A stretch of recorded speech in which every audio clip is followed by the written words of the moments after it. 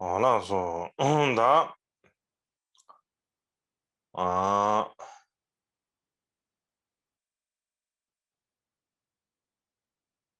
나 겹진 뭐가 조르는 뭐지 나는 걔는 뭐지 나버스 우리 세배 때문에 라마 드베고 I would like to uh, offer my greetings to Kyabje Bokar Rinpoche and Kempo Rinpoche, all of the Kempos and Geshes and teachers, all of the monks in the Shedras, and also in particular all of the nuns from the Nun Shedras, as well as all of the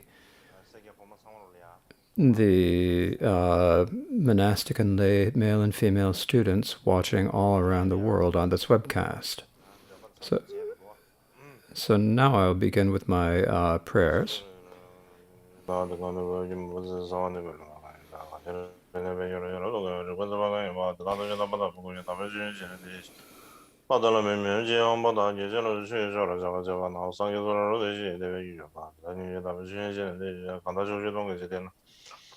디시 로마르 제바 강소다 데베저게 잠베게 냠바도베드란디 하이게라 로드네 본나다메 게나 당 로그인 이라게 뭐 탐지에게 로다게 줘야 돼 손이 여저기 왜저 다음에 어저기 선배뱀으로서 이런 고금제 유튜버나 인생 본기 쇼바신도 스바소나랑에 와 그래도 제시하게 저기 배모지 제人工三文 미르다면서 의미를 로르 좀 대신 그렇게 용진라마 개발하지라는데 시작하라기로 연구를 연습을 좀 되잖아. 그래야 막뿐이었는데 그 유럽 뭐지라 장자로 반대도 지상을 근소라마 가마 봐 기으로 근전에 시시베 이담내 좀 실례고 이제 저로 이제 시험 변제 점에 저르지 그변 되던 점에도 지 경험을 시제 전에 남자도 이제 손으로 건드려 랭링바다 주저라는 거 미주도 제셔라 차한자로 반대자라 말은 뭐지 나기 저르베메 된줄라 그린지 배관이지 우선도 영어로 자도 나서 어야 음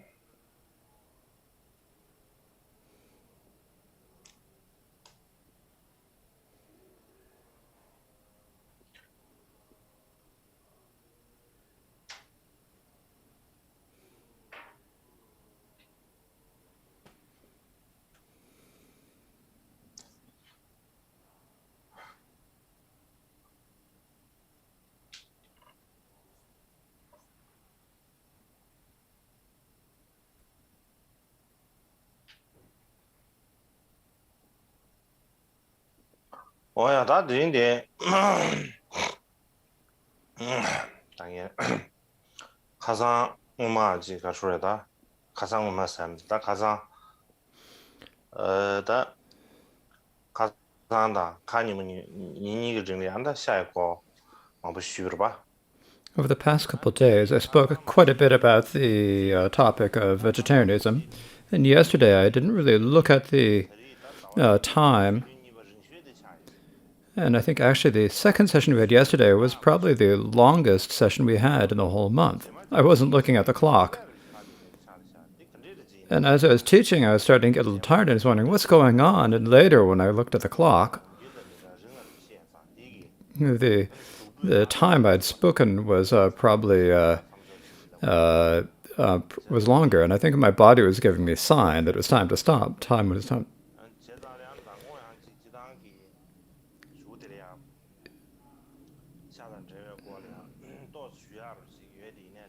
So there's a little bit left to speak about me, but I didn't have time to go through it all today, so I will.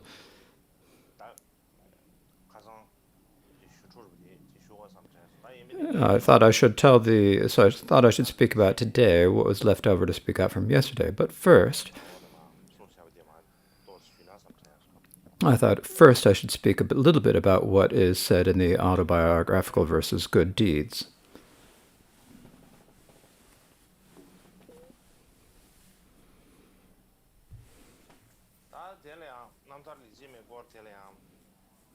Now, regarding the autobiographical verses Good Deeds,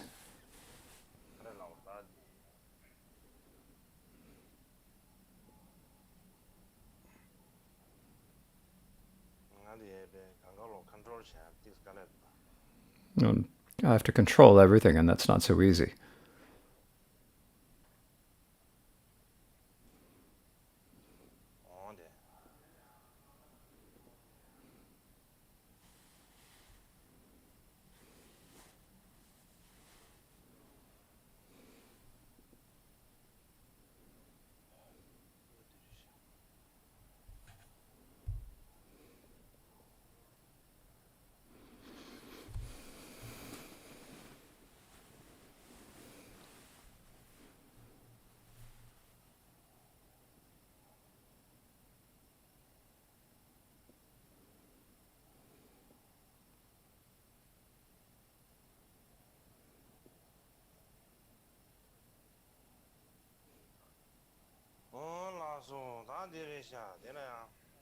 So this is it.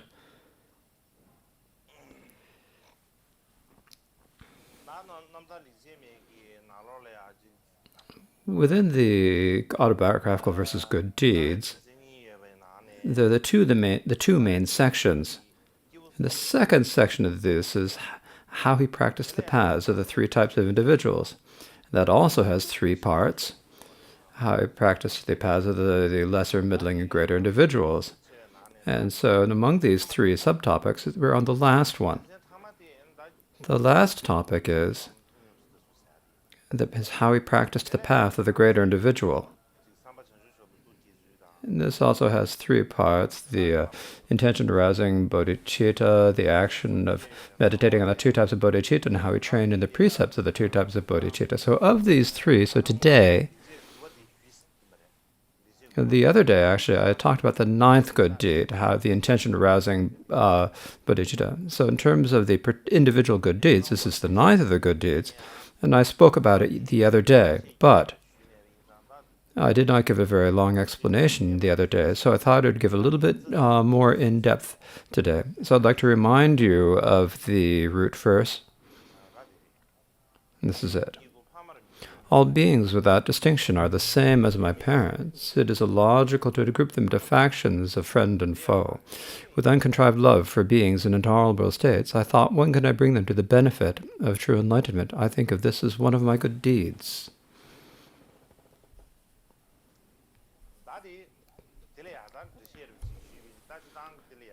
So to explain this,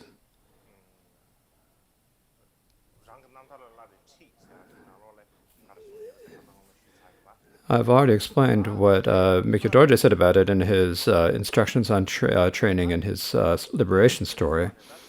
So related to that, to give a few more, say a little bit more, generally we have ourselves and others and friends. We have ourselves, we have others, and then the friends with whom we are connected. So for all of us, we all say that we're Buddhist practitioners. We all say we're Buddhist. And in particular, they say we're Mahayana practitioners or secret Mantravada practitioners. And so that's what we assert, and that's what how we identify ourselves. But we give ourselves that name. And we wear the clothes, but when it comes to the actual practice,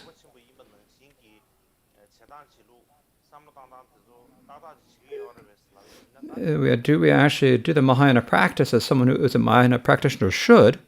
That's not really, if we look at this, it's really not certain we do. In particular, many of us, when our side or our friends that has a loss, for example, one of our friends or the people we like experience a loss, if we don't get something, if something bad or something inauspicious happens to us, we worry that this happened and feel miserable about it. And then the other side of that is the people that are against us, or when things work for them, when things get better for them. And when we hear about that, it's like in our minds, we cannot bear it. And that's how we feel usually.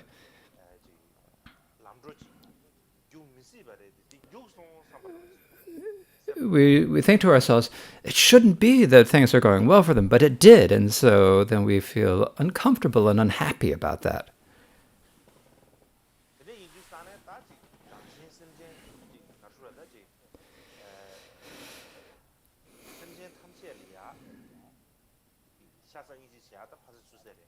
So forget about having love and affection for all sentient beings, ourselves and others. We think about the people we don't like, our enemies, and we do whatever we can to harm them.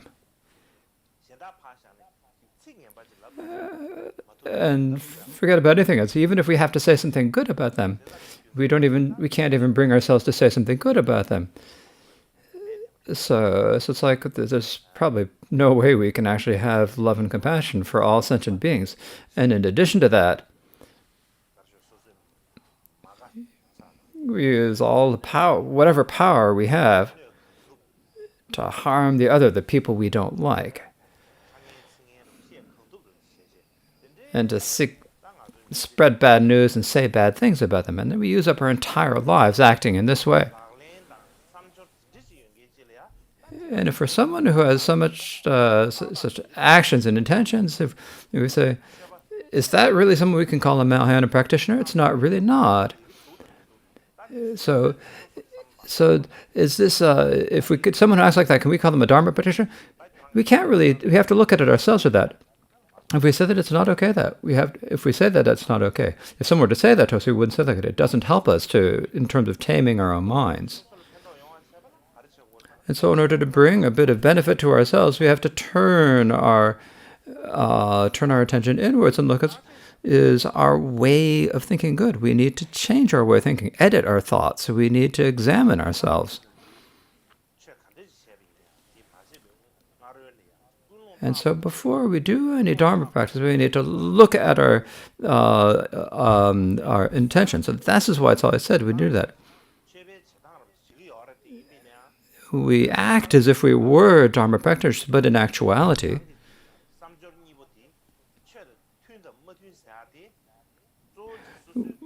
whether our actions and intentions are in accord with the Dharma really actually, when it comes down to it, depends upon our motivations or the way we think about things.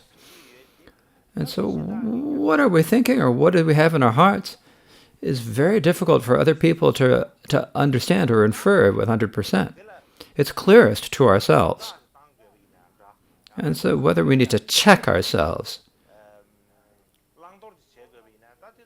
if we need to decide what we need to do or what we need to give up, then it's difficult for anyone else to do that for us, to tell us what we should do or what we shouldn't do, what is good or bad. And so for what was Mikyo Dorje like?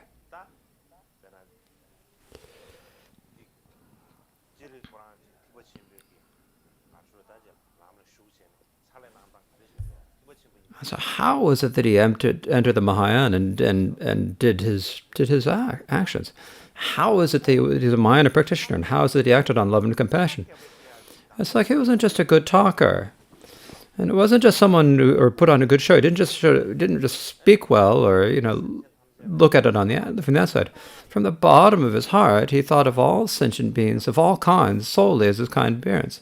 So that's how he identified them. That's how he acted and thought. And whenever he saw any sentient being, no matter who being stricken by suffering, or committing the cause for suffering to happen, which is acting on unvirtuous, performing misdeeds.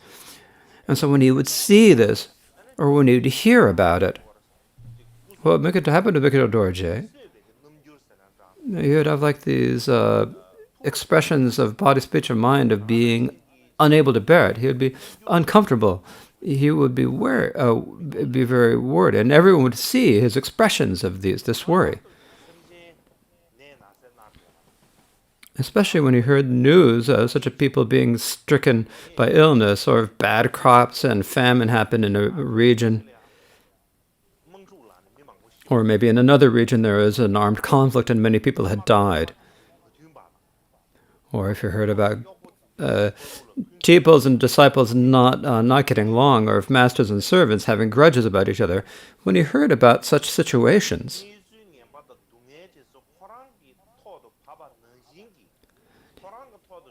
just as if he were actually experiencing the situation, those difficulties, as if he was experiencing the suffering, he would feel miserable and worry in the same way. He'd be thinking, what can I do? What could happen? And he was always speaking like this. When he heard about monastics breaking vows, or who having those vows were getting corrupted, who had got wrong views, when you heard about these situations, you think, what can I do? What would be best? And really worry about it greatly. And in particular, in the old days in Tibet, during the time of Mikyo Dorje, in the region of Utsang, there were many different leaders or lords of the different regions. Each region had its own lord, its own minor king. And the lamas also, who had a lot of influence in a particular region, they would be rather well known. And so some of the lords and the gurus did not have good intentions and conduct. They had bad intentions and conduct. And so this did occur. And when that happened, when he heard about such situations, what Mikyo Dorje would say is, these lords and gurus, what they should do is protect a lot of people. That's what the leg of the be worthy for them to do. That they should be doing is to give refuge and protection to many people.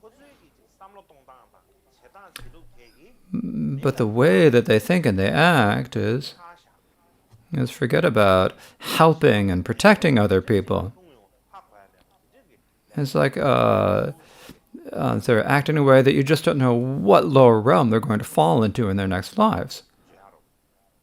And so he would often say things such as this. And he would say many such things that showed how much he was worried. And some people would come to Mikyo Dorje. So there were a lot of lords in Tibet in that time in Tibet. So if someone was like a friend if he was close to one lord, then another would be unhappy. And so there's so many lords, so who he should... So the question is, who should we... there's so many lords at the time that you wouldn't know whom you should get close to, or who you should flatter, to say it these days, or who you should speak to. So people would say, I didn't make a good connection with this lord, and so and so I've had a difficult situation that happened, people would say. Or I'm being pummeled, and I don't know what's going to happen to me, or whether the king is going to happen to me, so I'm really worried about that. What will happen? So please do a divination, they would ask. Or please look with your clairvoyant powers, they would say. And what Mikyo Dorje would say to such people is, Mikyo Dorje would say,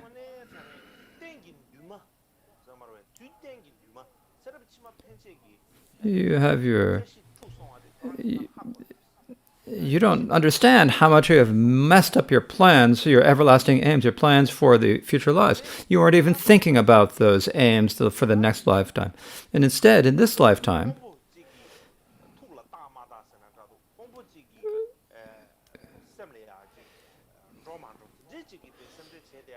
and you're so worrying so much about whether you're pleasing a particular lord or not, whether you're making a good connection to that or not, is making you suffer over things you shouldn't suffer there. This is what we call the story of the hare who's worrying about the sky falling, or like in English we would say the Chicken Little worrying about the sky falling. I'm not sure about the story in any case. I don't know the story about the hare, but I can talk about this. There's a bird. This bird is Chicken Little. And when the bird landed on the ground, or it didn't land, there was a bird landing on the sky, and they didn't landing on the ground. They didn't land on both feet. Landed on one foot and the other just. And so there's some smart person who said, but why is they landing with only one foot and then the second foot? And so this person who said, This really slick-talking person said he didn't land with both feet because otherwise the ground would split beneath him. He said. So someone who is a slick talker said that. And so if the sky is falling, is you don't understand that your big plans are falling through, and you're worrying about a small one. It's like this is a ridiculous way of working. And so he'd often give such advice. And the reason why he had to give such advice to other people is because Mikyo Dorje was so worried about whether that other person would achieve the everlasting happiness. Whether they would be able to be free from suffering. Sometimes people would come to Mikyo Dorje and they say someone has died, my relative, my father's, a friend, or someone they've passed away. So what should I do on their behalf? What virtuous act should I do on their behalf? So many people would ask them, and Mikyo Dorje would say,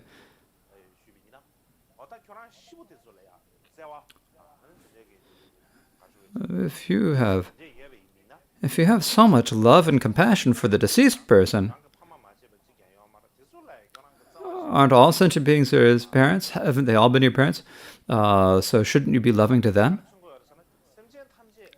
And what this is showing is that he was always remembering that all sentient beings had been his parents, and that's a sign of this. So it was always just coming out with his actions of body, speech, and mind. And also,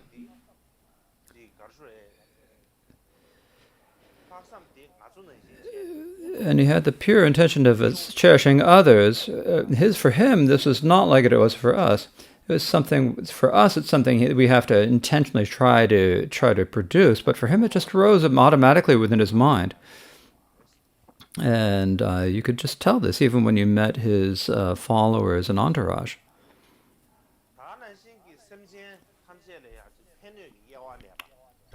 Likewise, he never discriminated between who was helpful and harmful, who was a friend, who was a friend.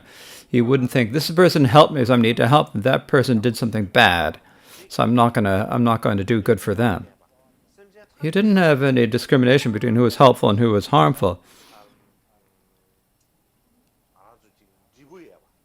It seems like actually all sentient beings from beginning of time we've known them. It's like we've been really familiar with them for a long time. So he started to consider all sentient beings were on his own side and within his own group. They were all considered among his friends.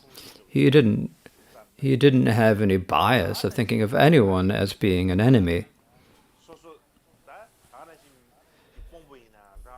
Likewise, whether it's like a lord or whether a guru or an ordinary person, he didn't have the thought of that maybe one should win and the other should lose. He had no thought about winning and losing. He wanted everyone to do well. He wanted everyone to be happy. That's how he always thought. And continually, people would come to see Mikyo Dorje and speak with him. And he would always, if you said things that showed that you were without attachment or aversion, then he liked that. If you spoke about biased or attached or angry speak, he didn't enjoy this. But he wouldn't immediately just tell people, don't speak like that, like that. He wouldn't say anything to people, but he wouldn't. At that time, he would just say, oh, okay, but inside he wasn't happy. Likewise, with those around her, he didn't have the idea that he was close to some and not close to others. No matter what service they would give them, no matter what work they did for them, no matter what they did for them, whatever they did was okay. He was happy with it. So it's easy for people to serve him. Some people are difficult to serve. They're very strict. And so if you just doesn't work out. If you give if you serve them tea, the tea is hot, they criticize you. If the tea is too cold, then they don't like it. This happens, right? But Mikyo Dorje wasn't like that. No matter what it was fine. So it was very easy to serve. the attendants or the workers of the encampment.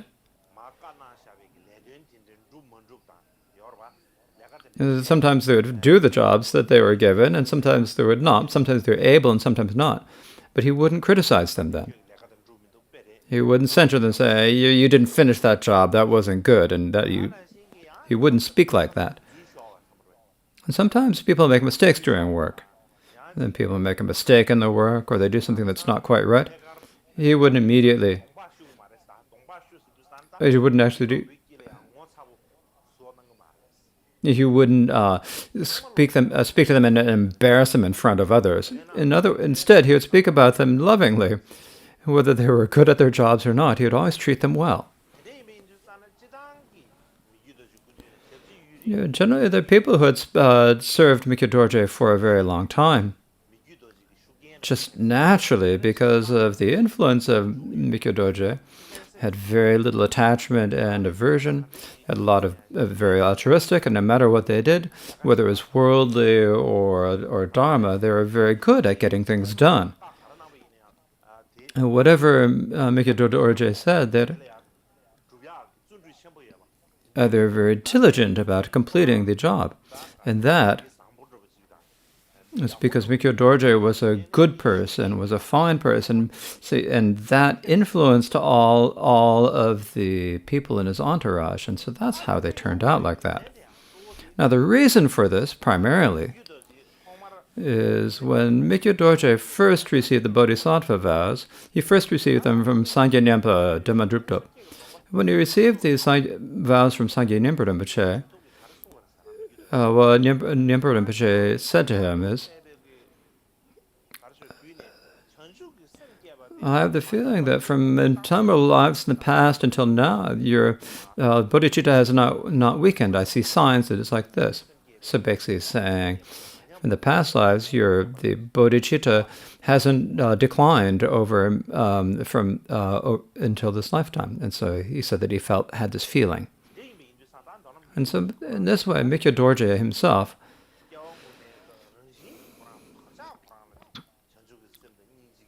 he had these really strong imprints, deep imprints of bodhicitta and compassion from previous lifetimes. Sangye Rinpoche wasn't someone who flattered people. He was a Mahasiddha. He was a yogi. He'd say whatever is. He'd talk about it as. Mikyo Dorje said it. He said that he was really very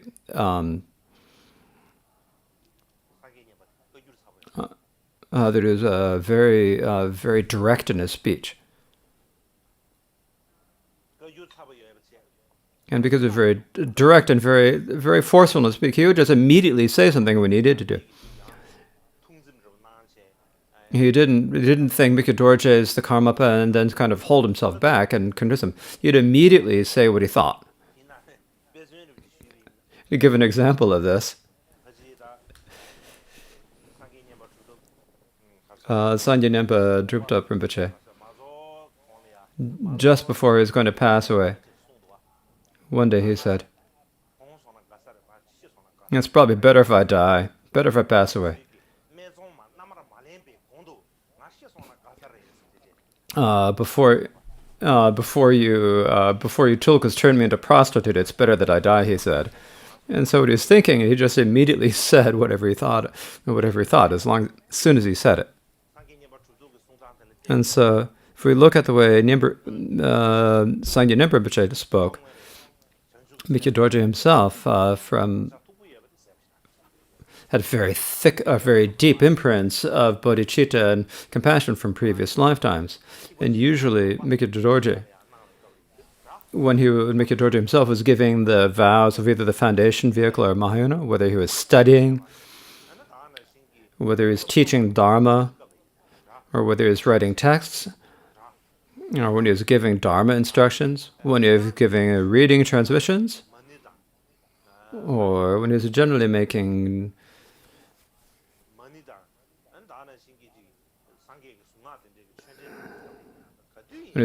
Dharma connections with other people through the Mani mantra or other Buddha's mantras, he would always have find a pure intention and a wish to And he would always prepare himself very, very well. And then only then would he actually begin. So basically, in his mind, what he thought, he said that they're all sentient beings, of course. And then particularly, there's the person who is placing their hope. They're the people placing hopes in him. And he would think about them.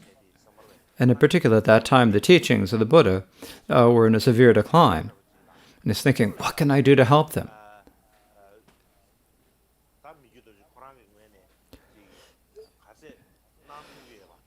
And how much could he, Mikyo Dorji himself, do on their behalf? And that's what he intended to do. He didn't like have any selfish thoughts or any intentions at all. When Mikyo Dorji was very little, what he would say is, so from the time he was very young, so I've been given the title of Karmapa. He said, now I've got this title of Karmapa.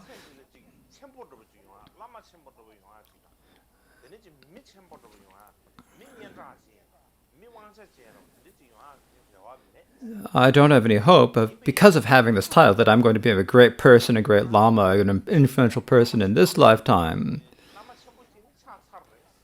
But I've become I've got a great Lama, whether I accept it or not. I've been put in that position. I've become one, and because of that, there are innumerable people who have placed great hopes in me, who depend upon me. And so to benefit those people and to tame their mind streams, merely teaching them a short text or two doesn't benefit. Giving them a short instruction or two doesn't give them due. Or just doing a few months of meditation retreat doesn't really benefit anything. So what I need to do, the sentient beings are infinite, so their afflictions are also are infinite. And because their afflictions are infinite, there are also infinite methods to teach them. So I also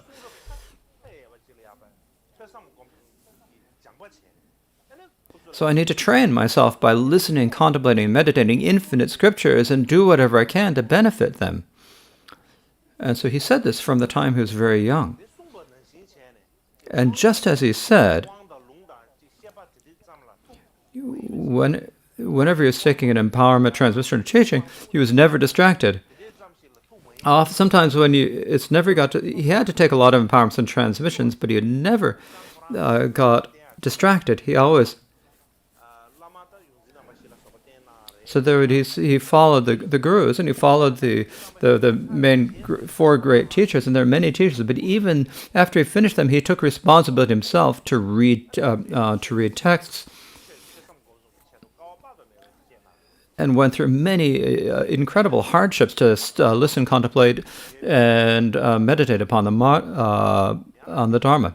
And so, no matter where he was, whether he was in a place where there were many people or within an isolated place, he always spent all his time practicing, listening, contemplating, and studying scriptures, and meditating on scriptures. And when he got a little bit of an understanding of the text, he was just delighted.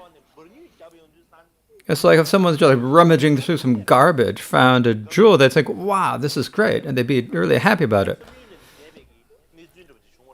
It's like there's some inconceivable thing had happened to them. And it's the same with Mikyo Dorji. When he had a little bit of understanding, he was just absolutely delighted. But sometimes when he hadn't quite understood, if there's something he didn't know, he would say, I'm really just deprived of Dharma. I just don't know Dharma at all. I've got really deep, thick obscurations. And it would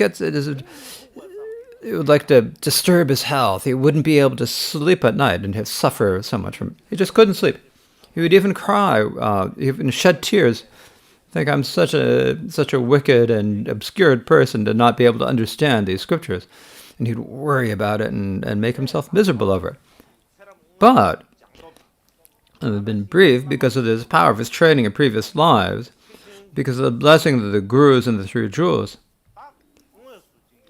He was able to understand the textual meaning of the scriptures as it was, even if he weren't actually taught it by a teacher or a spiritual friend, through the power of his own previous training.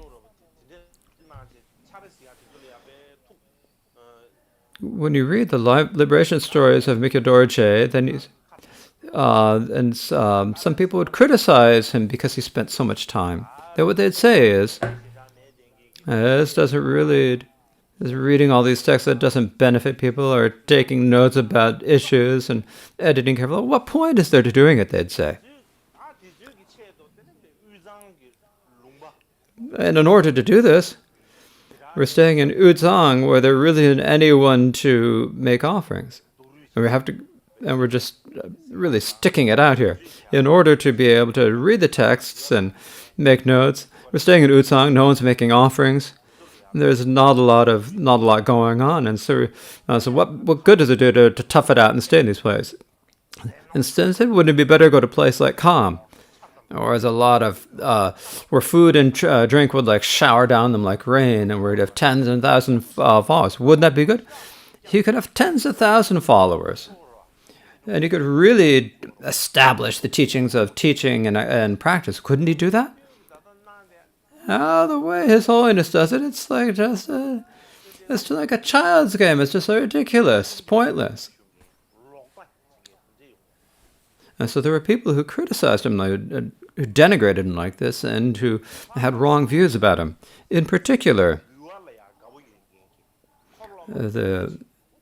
many of the students and people in his entourage who liked material things, for whom they didn't enjoy staying in Uzang, who just weren't happy staying with the Kambaba, they would go off to their own homelands and really busy themselves incredibly with worldly concerns, with going food and misdeeds. They'd maybe say, I'll go in a few days and a couple of days, but instead they wouldn't stay with His Holiness and just leave. And so, what point is this?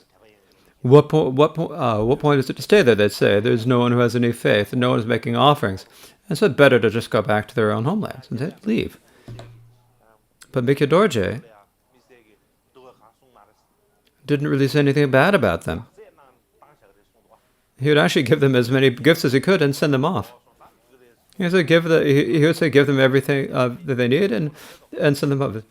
And actually, from one perspective, look, that's really, really, really depressing sentence. It's like the student is giving up the guru and running off, right? That's a really depressing situation, right? But now if we think about it now, Mikyo Dorje himself, the way he studied texts,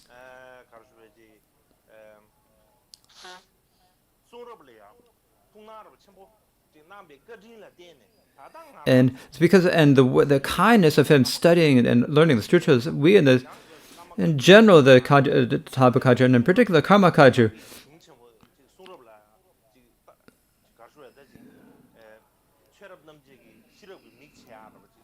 it's like he gave us the scriptures that allow us to open the eye of prajna so that we can see the meaning of the great texts. And this is all Mikyo Dorje's kindness. So if he hadn't really toughed it out like that, if we'd gone to a place where there are places where lots of offerings and a lot of people, then he always worried about that, then we wouldn't have anything now. And so if we look at Mikyo Dorje's times, he really went through a hard time before. But it's something that we should really praise and we should really rejoice in now. In the past, Gyaltsul Rinpoche said to me, and I think it's true what he said, Mikyo Dorje is very good that he goes in.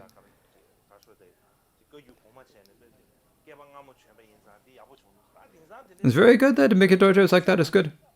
And these days, people would no one to think anything of him.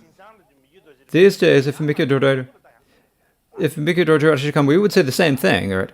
There's no point in doing this, we'd say. This is not okay. You need to do this. You should do that. He's not doing that. We'd say I have a lot of things to say.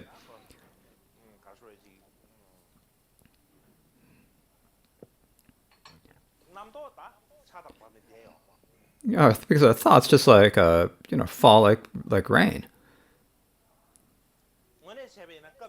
Actually, at that time, the people who didn't stay with His Holiness and left, it's a sign that they really hadn't developed faith from their hearts in His Holiness. But actually,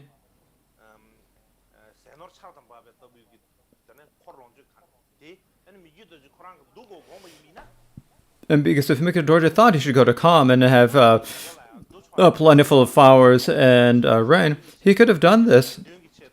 He could have done this in Uzang. Because if he had just dedicated a single day's virtuous acts of the three gates to the benefit of others, if he had made such a dedication, even if he had gone to unpopulated areas in the north, he could gather food, wealth, and flowers and students. They would have showered down on him like rain. But he said he could have done this, but he didn't have any desire. He didn't enjoy doing that. It's not that he was unable to gather students in Uzang, or that he couldn't get any food and offerings. It's that he didn't enjoy it. If he had tried, he could have done it, of course. At that time, there are many people who had a lot of faith in the Karmapa.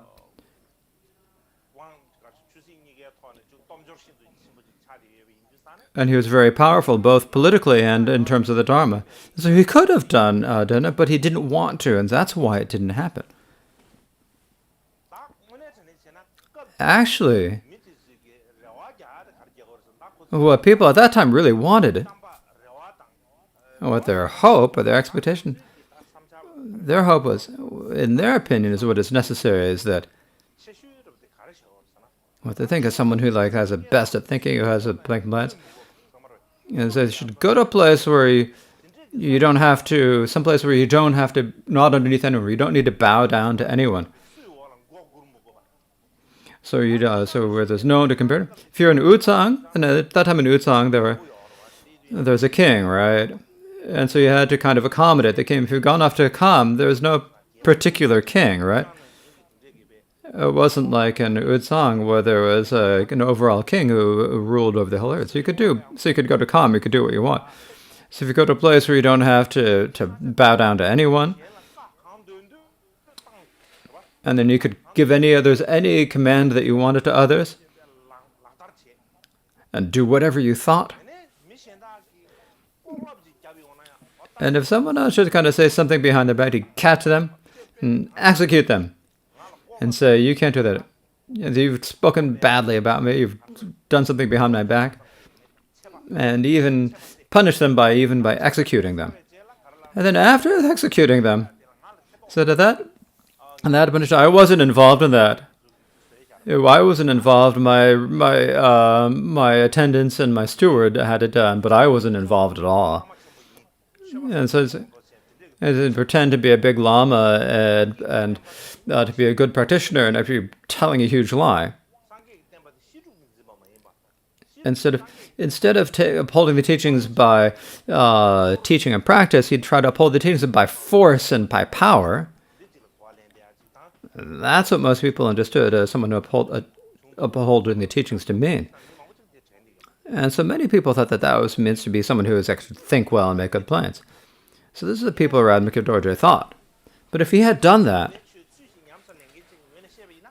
if you think about it from the perspective of someone who practiced the Dharma practice, it's just absolutely nauseating work. It's just because it's totally contradictory of the Dharma. So he had no intention of doing that. So he stayed very meekly and modestly, accommodating other people.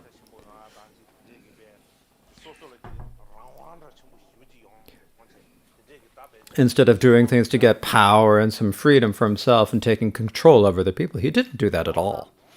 So in brief, Mikado Dorje himself, no matter what task or action he did it without any ties of selfishness or the 8 concerns. Instead, he had the pure intentions and actions to benefit the teachings and beings alone. That is how he intended alone. And because that's how he thought, sometimes he would say, kind of impressive, something he wouldn't say much. He would say, there's no one worse than me, there's no one poorer than me, there's no one who's more wicked or more obscure than I. But occasionally,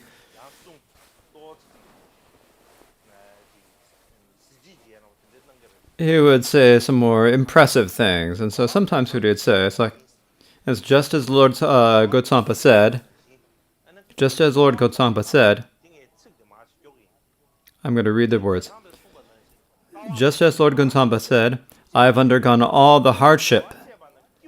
So if it's nice for all of you who place hopes in me, supplicate me, follow my example, and I will not deceive you, he said, giving them the great relief of fearlessness. So what he's saying here is, Mikyo Dodori himself would sometimes say, he didn't say it all the time, but just occasionally. It's like Gyal Gunsamba once said, he said, all of you students, it's great for you, because I've already underdone all the hardships. And so now I'm just giving, and so I just give you the instructions, you'll be liberated. So it's nice for you all. I've done all the hardships that need to be done. So all of you place your hopes in me, it's easy for you. So your job is now to supplicate me without any doubt and with belief. And follow my example exactly as I did. If you are able to do that, then I will not deceive you. I won't fool you. I will not fool you for either this life or the future lives. And so to give them the great relief of fearlessness, basically make people feel like, think, oh, that's great. It's like the relief, like, oh, that's enough. He wouldn't do this all the time, though, just occasionally. Generally, Mikyo Dorje would speak like he was a Buddha, or the emanation of Buddha Bodhisattva. Sometimes he'd speak as if he was an ordinary sentient person worse than a dog or a pig. So people have different ways of thinking about it, but Mikyo Dorje ordinarily would never say, "Oh, I'm a bodhisattva," or a Buddha or a bodhisattva. He would only occasionally say that to receptive students. And this is really the tradition of many of the great lamas of the past. For example,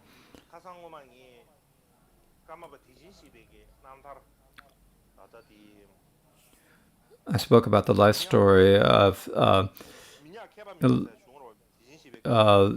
Dorje, of Deshin Shekpa. There was the Minyak Jamyen Dakpa, who was a student of Karmapa Deshin Shekpa. And there was his own autobiography.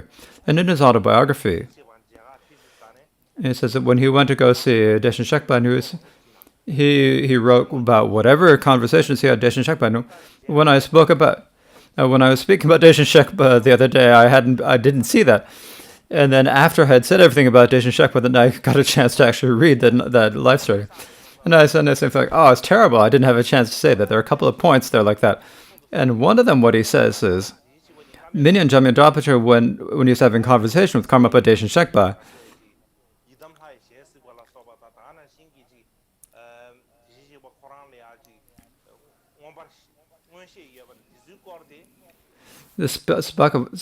when they were speaking about whether Mikyo Dorje was a Buddha or Bodhisattva, where they had clairvoyance, and they were speaking as teacher and student at that time. Sometimes the servant would come to give them tea, and then when the tea came, the Shen came to serve tea, then they'd immediately stop speaking about it. The tea would serve the tea, and then they'd go, and then when the servant left, then he would again resume speaking about it, because it's like a secret life story. Because it's something that people just can't understand. It doesn't, and people can't get their minds around it. Because of that, they lose their faith, and if they lose faith, then they accumulate misdeeds.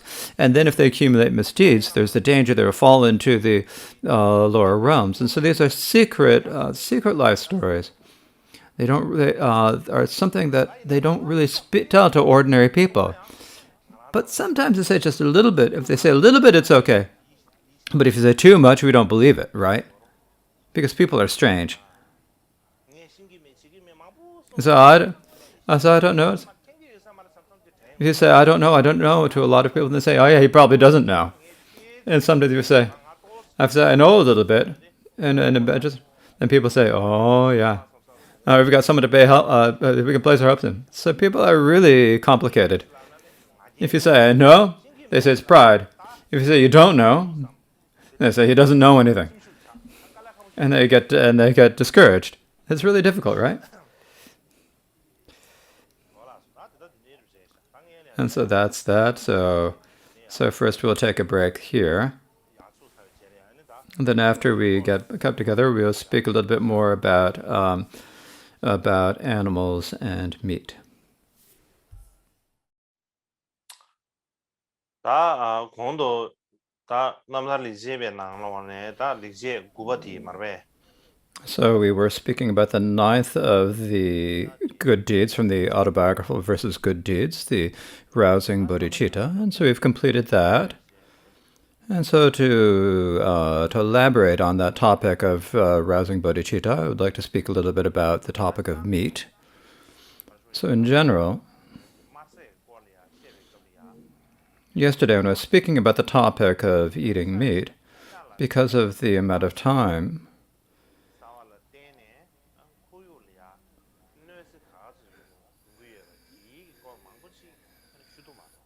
I was not able to say a whole lot about the topic of how eating meat causes environmental destruction. But I think that there are some aspects of this that are very important for us to understand. So I thought I would speak next about some situations that I didn't have time to speak about yesterday. Generally, the animal husbandry and animal agriculture, animal husbandry and livestock has a great detrimental effect on the land and water and the environment and the earth, as I discussed yesterday. So today I would like to speak about the oceans.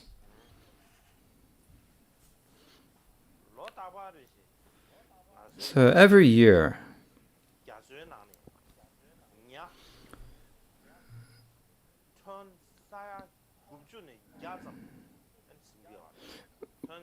we catch between 90 and 100 million tons of fish from the oceans. So a ton is 1,000 kilos. And so if you have between 90 and 100 million of these tons, that amount of fish is what we take out of the oceans. And within those 90 to 100 million tons of fish, mostly, you can't really count it 100%, but if you roughly estimate it, this probably includes 2.7 trillion living animals. This is just a coarse estimate. So at this point, one thing that's important to understand, in our Kanjur, in the Kanjur and the Tenjur, we talk about 60 different types of numbers out to 60 decimal places. And so, but it's not necessary to know all of these, but it's important to know the first. So there's the ones, the tens, the hundreds, thousands, 10,000s, 100,000s, right?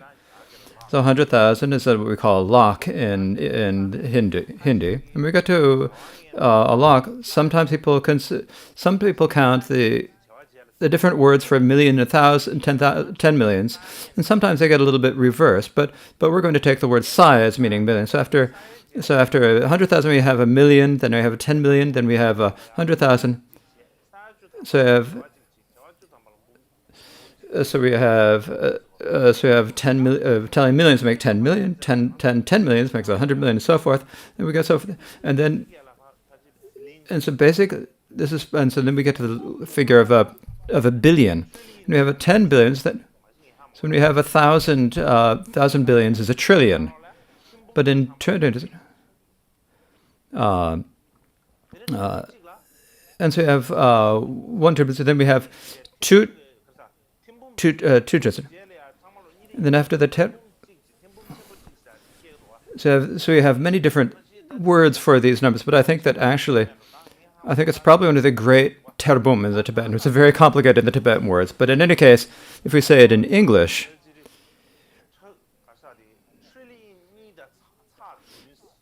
2.7 trillion living creatures. So this is 2 big terbum and 2 small terbum, and 7 small terbum in Tibetan. In any case, however you count them, the main thing is it's like such an incredibly huge number of animals are caught from the oceans every year. And what we say is when they estimate, we're taking so many fish from the ocean that by the year of 2048, there's the danger that we will have no fish left to catch in the oceans. This is their estimate. And when all of the oceans there'll be no more fish left to catch. They'll be empty of fish. There's this danger that this will happen. When you're fishing, if you're catching a pound of fish if you're bringing a pound worth of fish, at the same time you're catching 5 fish, you're also catching many other fish. You're catching 5 pounds of other marine species are also caught with that pound of fish. Now, the one that are caught by the side, you've got 1 pound that you're going to catch, but together you've got 5 pounds that you've got. There's other living sentient beings are taken, and the ones who don't need are just thrown out carelessly. And when they're thrown out, when they're caught, they're wounded. Later, when they're just thrown without any care, and most of them die at that time. And because of that, every year in the 40% of the fish caught in the oceans are just wasted. They're not needed. They're thrown out. They don't care what happens and throw them out.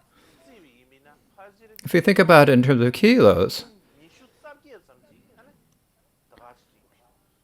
probably 28 billion kilos of fish are just thrown out. Now, this is a really scary figure. And this is the living fish. That's only fish. There are also shrimp and other types of seafood that are not counted. That's only fish. It's really difficult to calculate the amount of the other sentient beings. Now, I'd like to speak about forests. So, forests. When we talk about animal agriculture or animal husbandry, but if we talk about in Tibetan, it's livestock production. Because of livestock production, the effect that it has on the forest is that the largest forest in the largest forest in the world is the Amazon. And the Amazon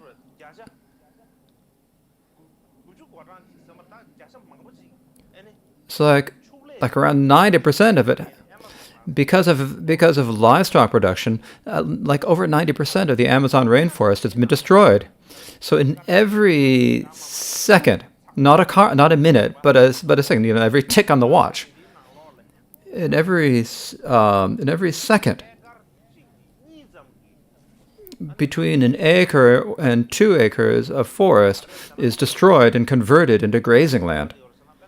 And what they're doing is they have to raise animals. In order to raise the cattle, you need to give them the crops, and so you need to plant the crops. And so for that reason, they destroy a whole lot of forest area. In every second, like an acre or 2 of forest is just converted into land. And so the main cause of the destruction of the world's forest is livestock. Is the livestock, and we have livestock production here, or we have animal husbandry. That's what we mean. And also the grain production for animal feed. So this is the primary cause of the destruction of the world's forests. Because of the destruction of the forests, within the forest there are different plants species of plants that live in the forest, and many different species of animals and insects that live in the forest, and many of them go extinct every day. If you think about the species of plants, animals, and insects that go extinct, there are 137 different species go extinct. This is the extinction of species 137 go extinct every day. If we think about it, Tibetans, it's like, if we think about it in terms of Tibetans, it's like the entire Tibetan people just dying. It's not like one Tibetan person, it's like the entire Tibetan people dying. So basically, until these days, because of livestock production, 136 million acres of the world's forests have been destroyed. 136 million acres of forest have just been destroyed. And for that reason,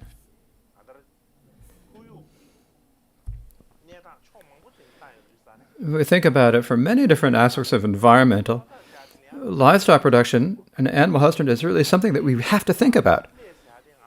When you talk about livestock production, in some of it, in the Tibetan and the Himalayan region, there's the traditional ways of raising animals. And that's of course taking of animals, but when I'm talking about animal husbandry here, that's not what I'm talking about. When I'm speaking about diet problems, it's basically talking about the business of animal husbandry. Some people might think I'm speaking about the nomad lifestyle of raising animals in Tibet. That's not what I'm speaking about. What I'm speaking about now is the business of animal husbandry and alcohol and agriculture. In the traditional ways of raising animals in Tibet and the Himalayas is, if we compare that to the current methods of raising animals and the business of animal agriculture, I think for Tibet the animals are they're really well off. When you look at them,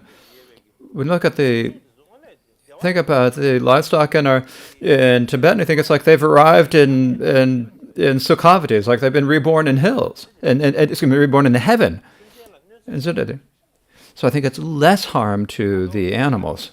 But if you look at the current factory farming, it's like if I'm a nomad, right? So if we think about it, we're doing it for our own family. It's not like we're doing livestock production to sell the meat to a lot of different people. So this is a very different bit. So for us, we would just raise enough meat for our family in accord with the amount that we need for our own lives. And so you don't need a whole lot. So for one day, for example, if you slaughter one yak, it'll probably last for the entire year. Now, when you're doing it talking about doing agricultural production, livestock production, you're doing it for many other people, for hundreds of thousands or millions of people. And so if you don't have a large people, you have to do it as a business. I think, how can you reduce expenses and you can get more meat and get larger quantities? And so if you do what you can to get better meat. And so you think about different methods and ways to improve the production.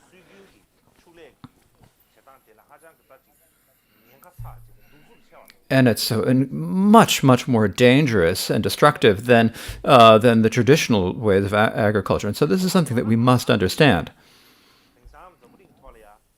So these days in the world, we have talked about vegetarianism, right? It's not eating meat, vegetarianism. And so we have the vegetarianism. And then we also have vegans these days. Vegan means someone who doesn't eat dairy products, milk, butter, or so forth. They're based on someone who does not anything that is produced from an animal. If it's like me, it would be difficult for someone like me to be vegan who didn't eat any. If you can't have yogurt, you can't have eggs, you can't have milk. It's very difficult. So many of them don't even have honey. But in these days, there are many people who are vegans.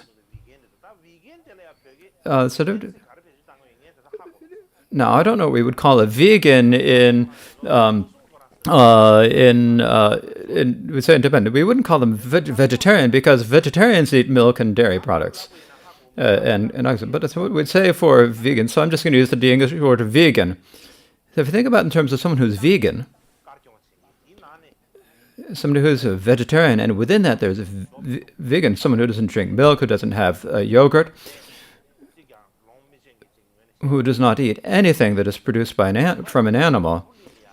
That such a person, how much benefit that has is, so every day for the entire, it'll save 5,000 liters of world throughout the entire world because of being a vegan.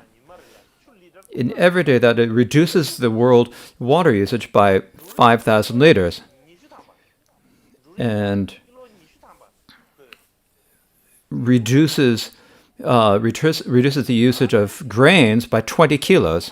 And also in terms of the forest land, he'd have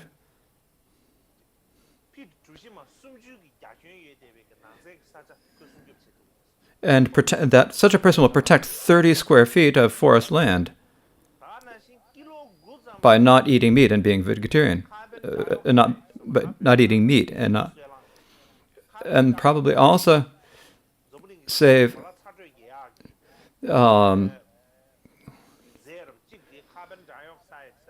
so among the greenhouse gases of the world, one of these is carbon dioxide, and this is one of the very harmful for causing global warming. So the vegan will be able to decrease the amount of carbon emissions by 9 kilos every day, and will be able to protect the life of one animal. And this is every day, because of that person being vegan every day, in particular because of being vegan every day. The benefit they bring, or the reduction in harm, is that great. When we think about this, we think about water. When you open up the tap, and we think about reducing water by being careful about the water temps and trying to reduce our garbage jars. And we do a lot of different things to do this. And they definitely help. But if we are vegan, there is a much more beneficial, has a greater effect on the world, a more benefit to the world, and would be able to give a much greater benefit to the world. And so, for that reason,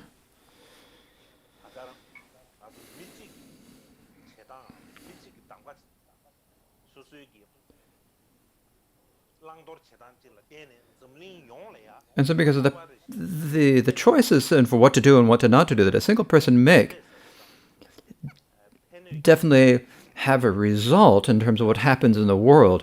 They have a great connection to what happens in the world, and that's definite. Likewise, traditionally, whether we're abroad and in many countries, we say that if we eat meat, that it's good for our health. We say it's beneficial for our health. Our body will be strong. Particularly if you eat meat, then you'll be strong physically. You won't be weak. You'll be very strong physically. This is something that we say, right? Especially this is said quite a bit abroad. But however, but many scientists and many medical experts have done research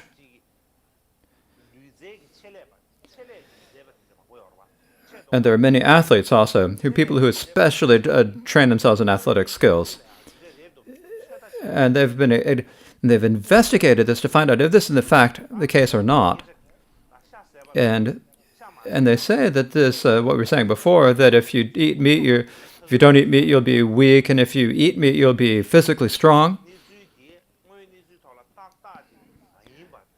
And so saying that is actually not the case, in fact. And so that's what they've been able to determine. For an example, in 2018, there was a documentary film that was called The Game Changers. The name of this movie is called The Game Changers, and what it says in this documentary is it's primarily speaking about veterinarianism, and it's improving veterinarianism. So it's talking about how does vegetarian affect your health. So many people take a lot of interest in this and have a lot of questions about it. So this is an introduction to that. What do they say in this documentary is that one of the results of the research done by all the medical experts and scientists is that because of eating food produced by livestock production,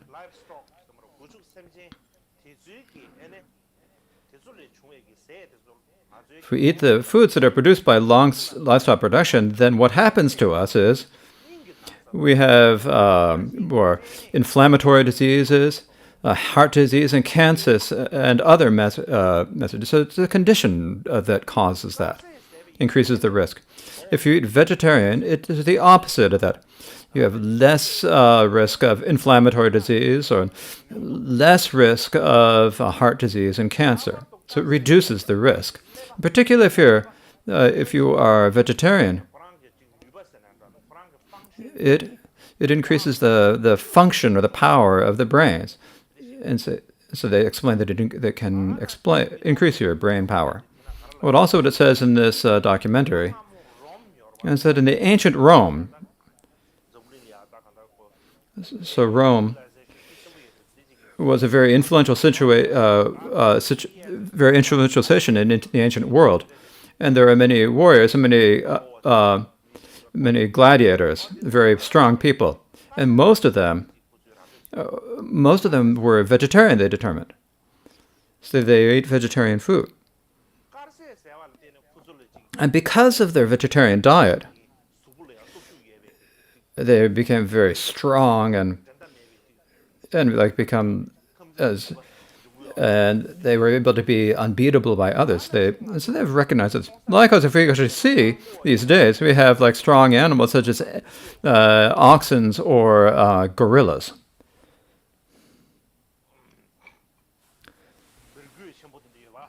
Like the big gorillas, not monkeys, but the strong gorillas, they're vegetarian.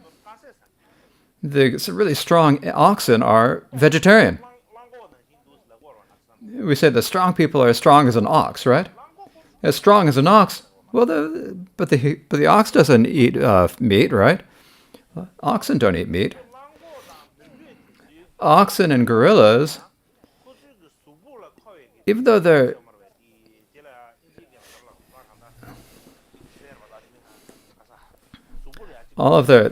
there's a protein that they need. We call it, it's called protein. The English word, I've forgotten what we say it called in English, is only saying.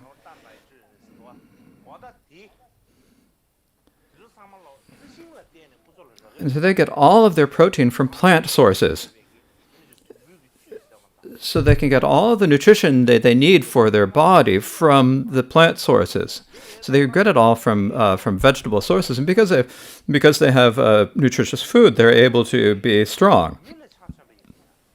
If we think about it in terms of people, what it shows in this documentary film, there are some very famous athletes and champions. One named Scott Jurek, and he's an ultramarathoner. His name is Scott Jurek. What he says is that I'm vegetarian, and that his wins were really directly related to his vegetarianism. That's that he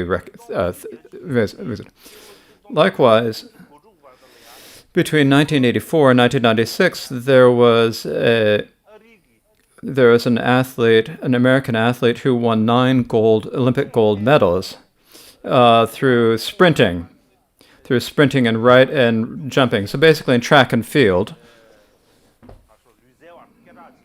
So so Carl Lewis is a very well-known athlete of that time. He was also vegetarian. And what he says, he was able to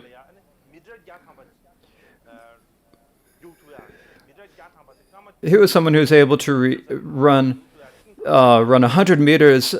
He was the first person to break the 10-second barrier for running 100 meters. He has a really strong body, and he was vegetarianism. He said, likewise, there was an American athlete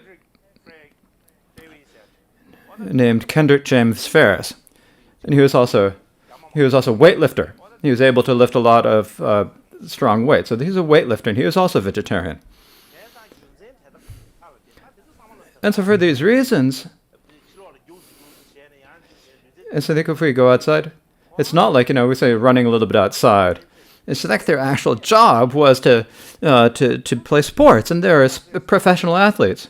And they did this because of eating vegetarian food. The blood circulation when you eat meat, then there's a lot of meat, and it affects your circulation because of being vegetarianism. There's less fat in your food and in your blood vessels, and so that helps your blood circulation and gives you more energy and more strength in your body. And because of this, so if we say that eating meat is what makes people strong, then that's wrong. If you don't eat meat, that won't have any strength, and you're going to be weak, and that you're going to be unhealthy. That is not necessarily the main reason that people say this. Is that you've got many agricultural industries that sell meat, and the business people relate to them, and they, in order to fool us and deceive us, they make advertisements. And they try to brainwash. You think that it's not okay not to eat, if you have to eat meat in order to be strong. And so they put that idea in our heads, and they first of all, we don't even think about it, they kind of infect us with that. And they put these impressions in ourselves, and they intentionally fool us by doing this. And so for that reason, for us to have a strong body, if we say that you have to have meat in order to be strong and to be healthy, is something actually we shouldn't just follow what someone else is saying to fool us. Instead, we have to examine it for ourselves and think very, very carefully. And the reason is that you see a whole lot of different advertisements these days. Every day someone is saying, you absolutely must have this. You must have this. If you don't have this, then you aren't going to be a whole person. You're only going to be a half a person. If you have a motorcycle, if you ride this bike, you're going to be a really impressive person. Everyone's going to look at you and look at you with wide eyes. And so they get the advertisements. We see this, right? You have the motorcycles flying through the sky, and we look at things as really incredible to see it. And I think, I got to go buy a motorcycle. We have that feeling, right? And the reason why they do this is that, first of all, when we first see the advertisement, we think it's like ridiculous. We think it's fake. We think, but you see it again, and we think, that's kind of nice. Yeah, that's so nice. We think that, right? And then we get to the point. You start thinking, oh, I got to buy one. And so that's their plan.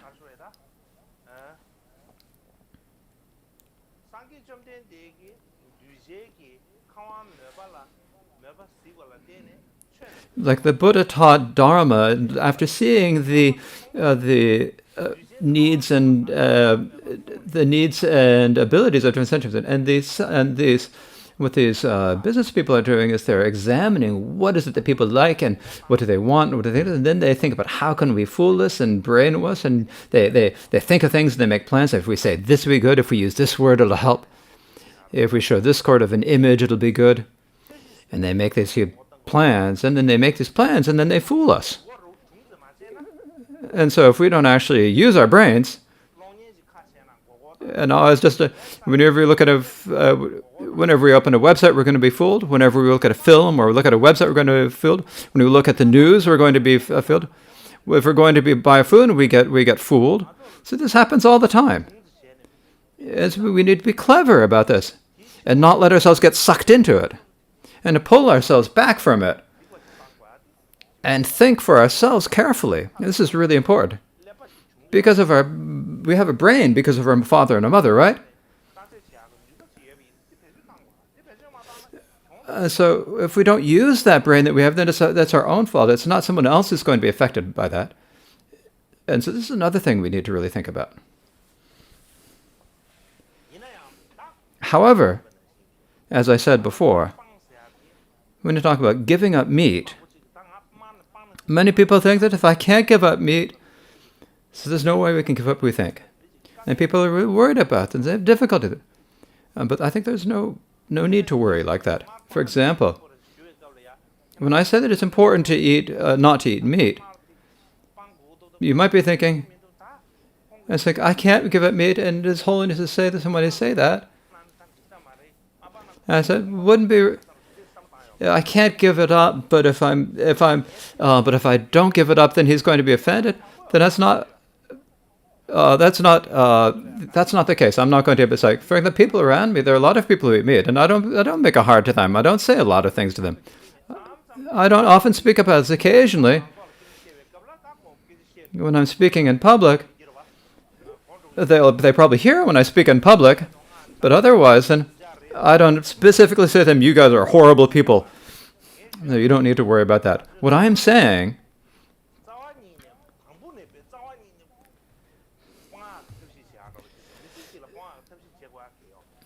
I don't think that we need to, first of all, think that we have to give it up entirely, give it up for life.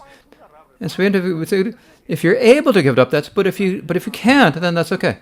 It's like, you don't have to eat meat every day, you can have it one day a day. If you can do something to reduce the amount of meat, then that's fine. That's not so difficult. It's not saying immediately, you have to give up meat for the rest of your life. And from the very beginning, giving you a hard time, and if I have to putting you under a lot of pressure, that's not good. Because giving up meat becomes something difficult, and it's not beneficial. So we need to try to do what we can to decrease the amount of meat that we eat. That's what is important. And in particular, these days, many people, especially people in Tibet, Tibetan Lama say you're not allowed to eat meat. And if you're not eating meat,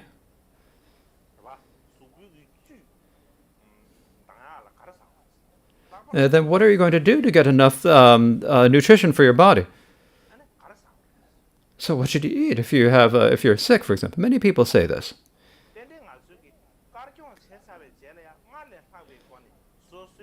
It's definite that once we become vegetarian, it's really important once you become a vegetarian to pay a lot of attention to the nutrition to make sure you get enough. Of course, in general, we always have to pay attention to it. But actually, it's kind of a strange way of speaking. So normally when we're eating, we don't really worry about whether it's got nutrition or not. We just eat it. We eat whatever we get. But when you say there's no meat, then we say, oh, I'm not going to get enough nutrition.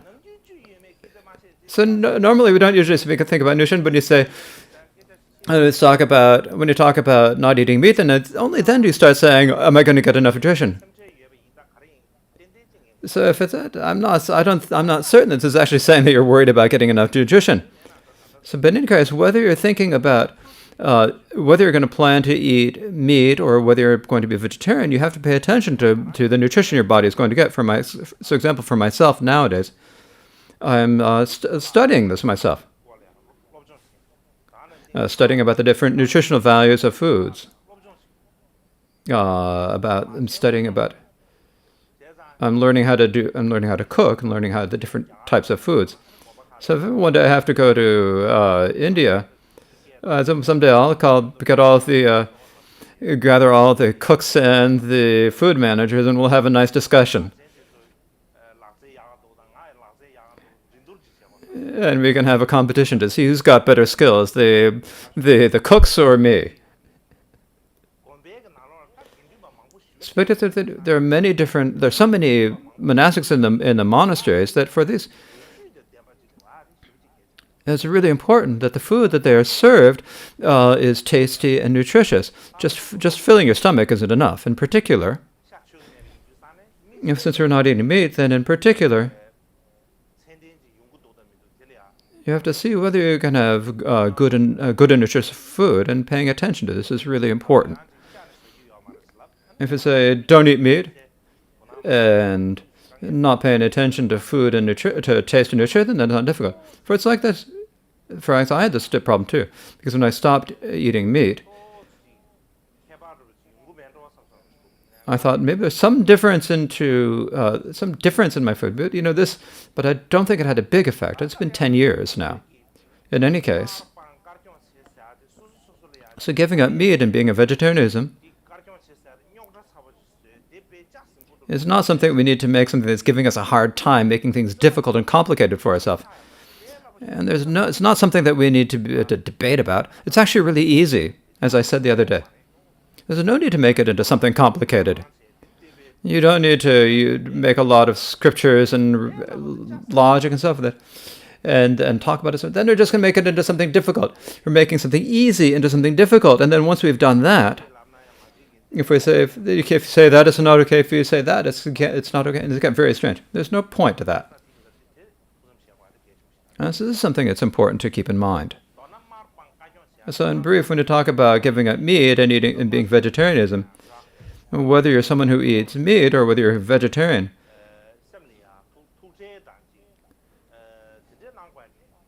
there's no need to worry about it. You should just relax. And think carefully about what you want to do, and then gradually put it into practice. It's not like you have to just immediately decide and make a huge change. In other words, if you think well and take your time, make a good decision, I think you'll see that there are good reasons and needs, necessities to do it.